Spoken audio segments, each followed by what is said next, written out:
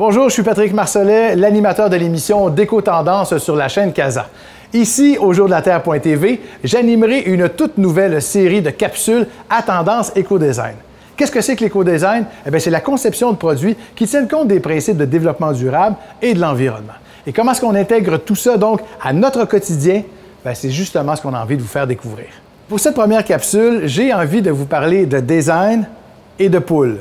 Oui, c'est un drôle de mélange, là, mais les adeptes, comme d'ailleurs les novices donc, de l'agriculture urbaine, savent que c'est de plus en plus populaire que d'élever des poules chez soi. Une entreprise comme Un toit pour elles, un nid pour eux a même créé des poulaillers donc, qui sont adaptés à la réalité des villes et au climat du Québec.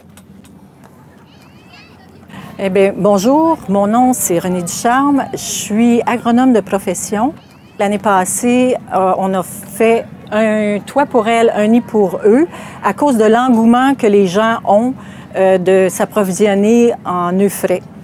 La mission, c'est de faciliter la tâche aux gens qui veulent avoir des poules chez eux sans qu'en arrière de la cour, ça soit laid, puis que les gens puissent garder leurs poules à l'année, hiver comme été.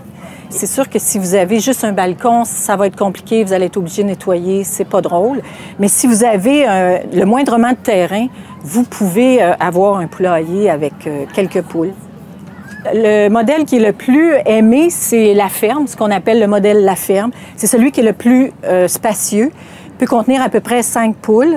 Il est soit en épinette, soit tout cèdre. Il n'y a pas de contreplaqué, de colle nocive, il n'y a rien. Tout est écologique parce que la coquille de l'œuf est poreuse. Donc, on ne veut pas que dans l'œuf, on retrouve des polluants.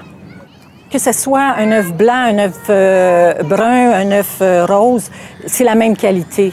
C'est ce qu'ils vont consommer, en fait, qui peut faire une différence. Comme là, eux, ils ne mangent pas juste de la moulée. Ils vont manger de l'herbe, ils vont manger des restants de table comme du pain, du riz. Il va y avoir moins de cholestérol dans un œuf comme ça, comparativement à une poule qui est nourrie avec beaucoup de maïs. Quand je travaillais en aviculture industrielle, commerciale, dans un espace comme celui-là, il pouvait avoir 20 poules entassées qui ne voyaient pas la lumière du jour, qui ne pouvaient pas picosser, picorer, rien. Tandis que là, la poule, dans un milieu où on y fournit de l'espace, va faire comme elle va tout gratter, elle va tout comme transformer, assécher, elle fait un compost avec ce qu'on y donne. On voit ses origines, on voit son instinct qui revient, c'est incroyable et c'est encore beau à voir.